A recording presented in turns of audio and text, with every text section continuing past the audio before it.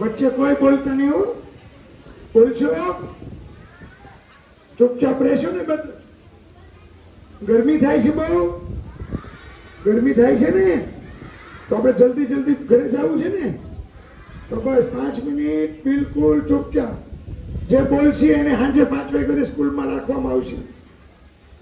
5 વાગ્યાથી સાહેબ જવા ન દેતા છે, બોલે નહીં હો.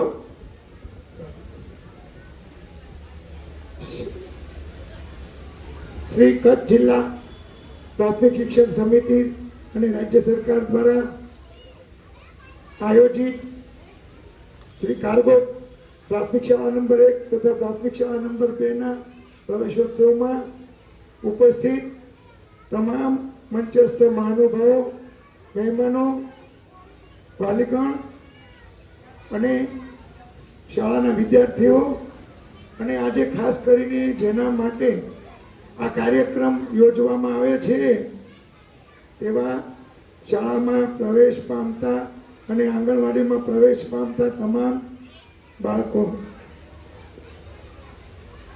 હવે છોકરાઓ એક વાર્તા સાંભળી છે. વાર્તા સાંભળી છે ને વાંદરાની. વાંદરા જોયા છે? કેવા હોય? તમારી જેવા તોફાની હોય ને કે નહીં? તો હું તમને નાની એવી વાર્તા કહું વાંદરાની, સાંભળજો બધા કાન દઈને. એક છે જૂના જમાનામાં એક રાજ્ય હતું, એમ એક રાજા હતો. જો હવે વચ્ચે બોલતા નહીં પાછા. હવે એ રાજાને છે ને વાંદરા પાળવાનો શોખ હતો, એટલે જુદા જુદા જાતના વાંદરા પાળે અને પછી એને રહેવા માટે નાનું એવું ઘર બનાવી આપે ઝાડવા ઉપર. એને રોજ જમવાનું ખાવાનું આપે, ભાવે એવું. એટલે વાંદરાને બધાને મજા પડી ગઈ અને બધા અલમસ્ત થઈ ગયા. તો પછી એકવાર એવું થયું કે એની પાસે એક સાધુ મહાત્મા આવ્યા. એટલે રાજાએ એને કીધું, જો મારા વાંદરા બધા કેટલા બધા ડાયા છે. કેવા ડાયા? તો સાધુ મહારાજ કે જોવું પડે ભાઈ, આ તો વાંદરા કહેવાય, કેટલા ડાયા છે પરીક્ષા લેવી પડે. એટલે એને શું કર્યું, બધા થેલામાંથી સફરજન, કેળા, વટાણા બધું કાઢ્યું અને આમ ઘા કર્યો.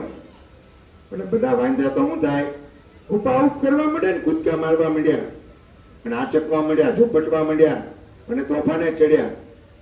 તોફાને ચડ્યા એટલે કેવા ચડ્યા ખબર? ઓલા રહેવાના ઘર તોડ નાખ્યા, ઝાડવાની ડાળીઓ તોડ નાખી, બધું બાકડા બધું હતું તોડી ફોડી નાખ્યું અને મેદાન કરી નાખ્યું બધું. એટલે રાજા ગાંડા થઈ ગયા, હા હું મેં એટલું બધી મહેનત કરી અને આ તો બધા વાંદરા થઈ ગયા. માણસ તો આપણે હવે માણસ થવું છે કે વાંદરા થવું છે?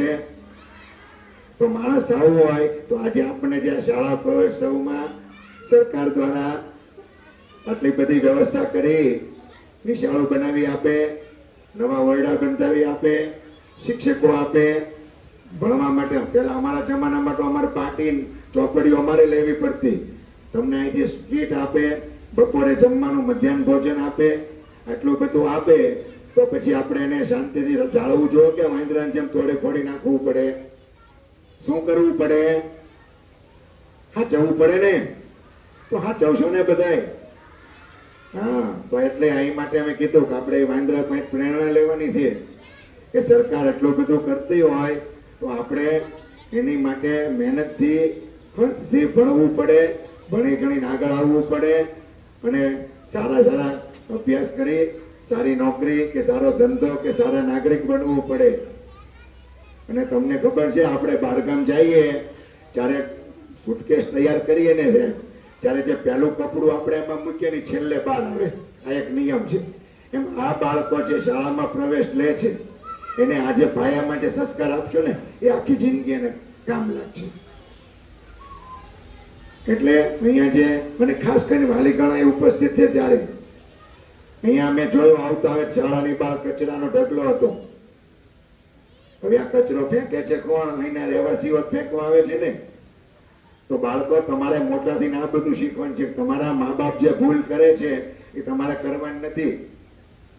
જ્યાં ત્યાં કચરો ફેંકવો, જ્યાં ત્યાં ઓળખ કરવો, એ બધી આપણી સંસ્કાર છે. તો અહીંયા બેઠેલા બધા છોકરાઓએ ધ્યાન રાખવાનું છે.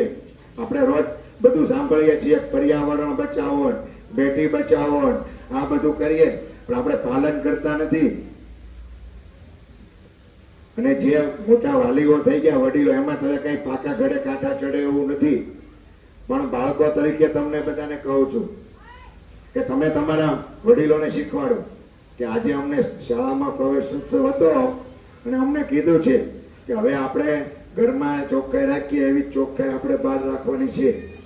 કચરો જ્યાં ત્યાં ફેંકવાનો નથી, ઘરમાં પ્લાસ્ટિકના જબલા લાવવાના નથી. અને આ બધું કરી અને અમારે ભણી ગણીને આગળ આવવું છે. તો કરશો ને બધા? કરશો કે નહીં? મોટા થઈને કોને ડોક્ટર બનવું છે, એન્જિનિયર બનવું છે કે નહીં?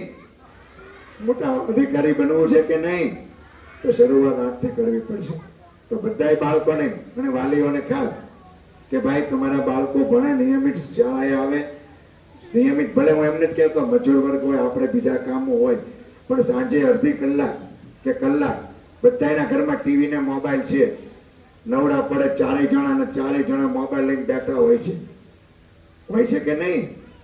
તો અડધી કલાક તમે જે પણ ભગવાનને, ઈષ્ટદેવને જેને માનતા હોય એને એના મંદિર પાસે આખું કુટુંબ ભેગું બેસી અને આખા દિવસમાં જે કંઈ કામ કર્યું હોય એની ચર્ચા કરો અને કંઈક સારા ભગવાનનું નામ લો, આરતી કરો અને બાળકોમાં સારા સંસ્કાર આવે એવા પ્રયત્નો વાલીઓએ પણ કરવા જોઈએ.